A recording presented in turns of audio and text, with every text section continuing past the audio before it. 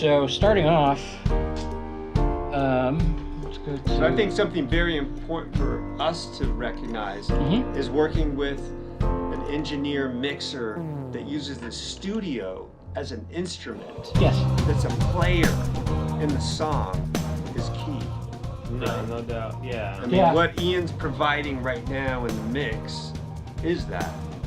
For sure. Absolutely. Yeah, it's part of the music or the record creation process. Exactly. Definitely helps. Makes my job easier. Transforming the sounds and the performances, and making sure that the end product achieves those goals. Is what Colin's hearing. Right. Yes. Well, we're all hearing. We're all hearing. Yeah. Yeah. But I mean, you know what I'm saying. Right? Yeah. No All doubt. right. Okay. No doubt. So this is our kick drum mic. That's what we've got going on the snare drum. Everything is loosely mic'd because we're using just a few mics to capture the whole kit. Yeah.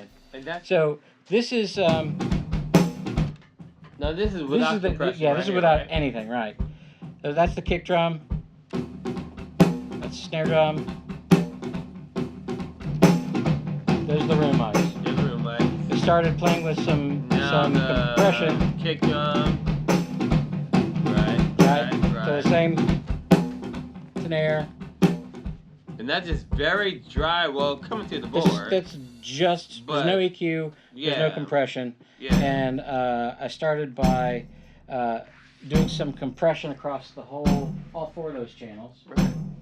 But at the same time, with the room and the diffusers in the room being that it is, that's how you can still get a great drum sound. Like originally, we recorded these drums in the live sound stage, and the sound is real boomy and reverby and this and that. But now that we have it in the room that it's in, it's a much clearer and even more just precise sound, and It's a matter of boomier in the way. The reason why we have all of these different acoustic spaces is so that you can match the instrument to the space to the style of music. Got it. Right. Because a lot of times I'll record the drums in the big room for a sound, For that reason. or I'll record them in the small booth for a really, really tight sound. So here is this is just some basic compression across the whole group.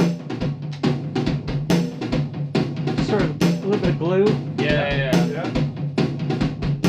And then Really brings it together. right. Then I was doing some compression on some of the individual elements, like the kick,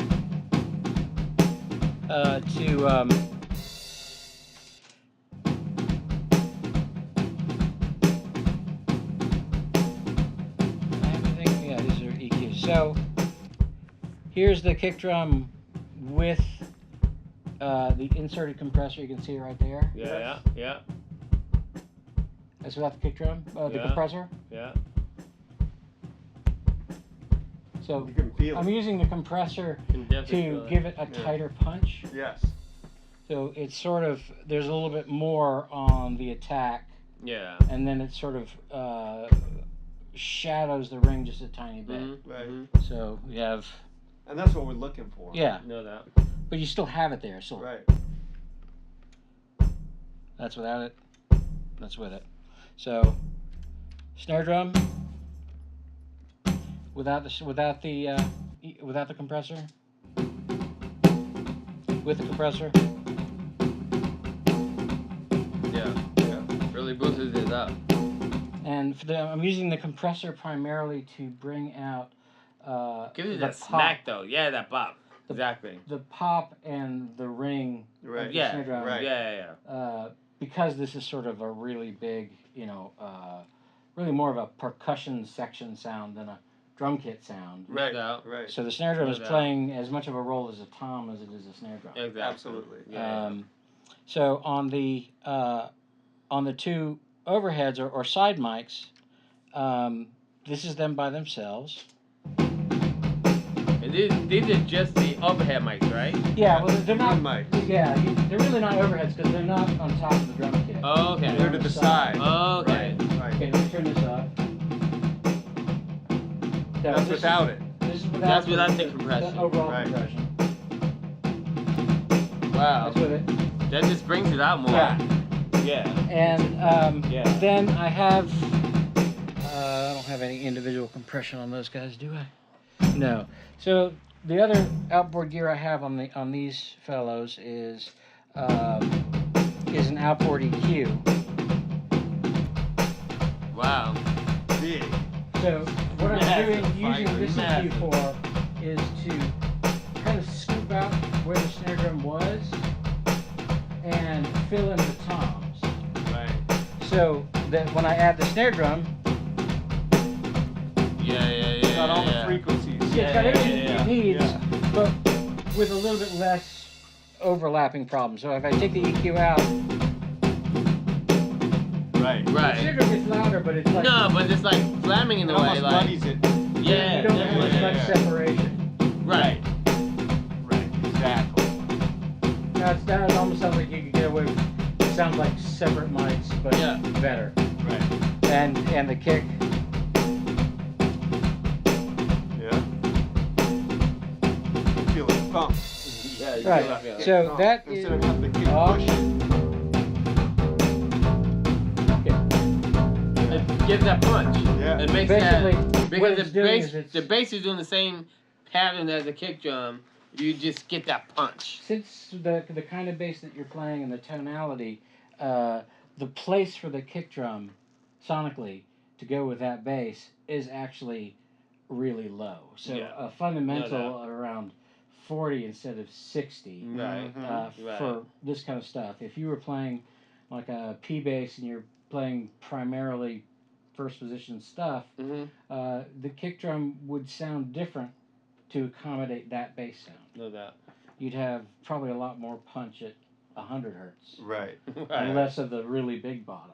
Right. It also depends on the kind of music you're playing. Right. So this is sort of the bass is sort of a interesting hybrid. It's got some Motown flavors. This is with nothing on it, except for the funky DI that we ran it through, which was an old custom tube DI, which is giving us sort of a nice round Yes, it is. sound. It's very even. Yeah. It doesn't have any notes that stick out, so my favorite things about it. And then I can take this with an EQ and maybe pull a little bit of the mid-range out of it. Make it sound a little bit more modern, a little less. Yeah, but then it's like boomier and it's like Well, gives we'll it see. a fatness, Let's see how it fits but with the it drums. doesn't stick through. Right. Styles of managing No, the no. bass in your drums. Exactly. You've got the kind where the bass is leading everything and the kick is just adding The percussive points. Right. Yeah, yeah, And then yeah. there's the bass, when the bass is more flat and just really solid and even through the whole track. And it's the kick drum that's pushing the bass out Yeah, of the way. Yeah. no doubt. yes. Exactly. Yeah. Exactly. And that's that where makes we're at. total sense. Exactly. And gotta have a shaker. And in addition to this, we had some other drums that we tracked that weren't really good enough for the main drums. But the I've- snare, But I've run some kind of extreme processing on them to get some interesting sounds. Here were the original sort of overhead things, so they sound okay. They're flappy. Um, Yeah, they're all right. But here's what we did with them. It's Right. all just a tick and right. creating the reverb that was inherent in the room that you recorded it in, Right, on the and sound making it stage. sound So much are longer. you gating it to No, kind that's of cut some of it's that sort out? of an extreme compression. Matter of fact, these compressors actually have a setting called nuke. Oh, okay. I So they're set to yeah. And that compresses it really, really hard, right? Oh yeah. They give it that slamming, It's just choking like, it. just choking the hell out of Yeah. it, basically. Yes. You can see it. You can see it choking it, no doubt.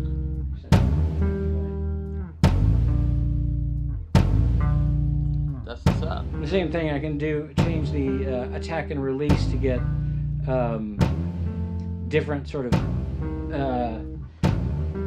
breathing patterns. Yeah.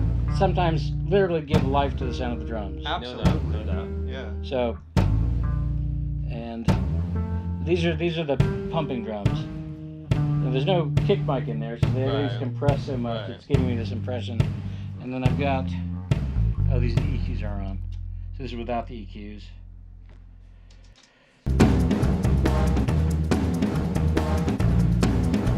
Right. So, Wow. okay, right? It's like night and day. And we add.